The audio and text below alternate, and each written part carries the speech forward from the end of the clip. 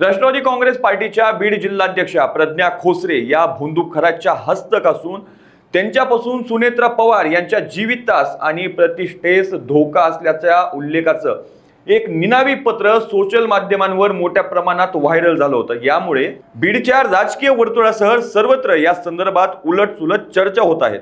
राष्ट्रवादी काँग्रेस पार्टीच्या महिला आघाडीच्या जिल्हाध्यक्षा प्रज्ञा खोसरे यांनी या संदर्भात आपली प्रतिक्रिया दिली आहे। कुठल्याही प्रकारचा पुरावा नसताना निनावी पत्र व्हायरल करून माझी बदनामी करत राजकारण केलं जातंय।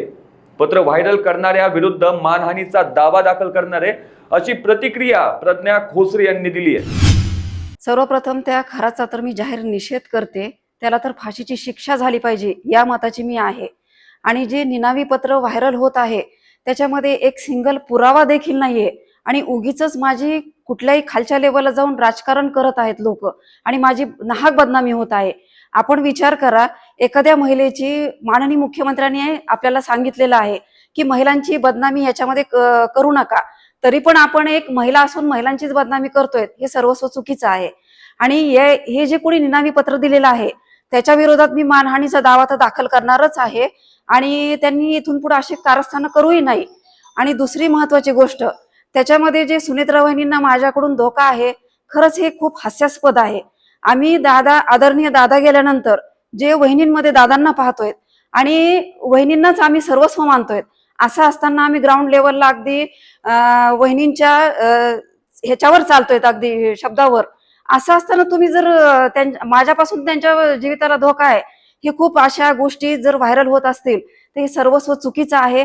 आम्ही इथून पुढे आमच्या पालकमंत्री आदरणीय वहिनी आहेत, त्यांच्या प्रत्येक गोष्टीवर आम्ही चालणार आहोत। म्हणजे त्यांनी जे सांगितले प्रोटोकॉल पक्षाचे, त्या प्रोटोकॉल नुसार आम्ही त्या दृष्टिकोनातून चालणार आहोत। अशा पद्धतीने तुमचं नावाने पत्र व्हायरल करताय असं वाटतं का? पक्षातूनच हे राजकारण केलं जातंय की दुसऱ्या पक्षातील लोकांकडून हे व्हायरल केलं जातंय?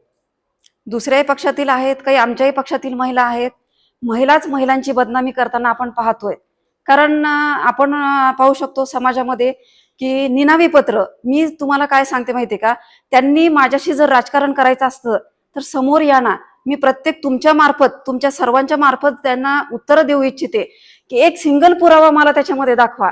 तुम्ही एवढं मोठं पत्र दिलंय, त्याच्यात काही त्याचा अर्थ नाहीये आणि त्याच्यामध्ये तुम्ही एक सिंगल पुरावाही दाखवलेला नाहीये आणि उगाचच ते एका महिलेची नाहक बदनामी तुम्ही करत आहात। बीड जिल्ह्याची त्याच्यामध्ये बदनामी होत आहे, महिलांची बदनामी होत आहे, हे सर्वस्व चुकीचं आहे। त्याचा मी जाहीर निषेध करते।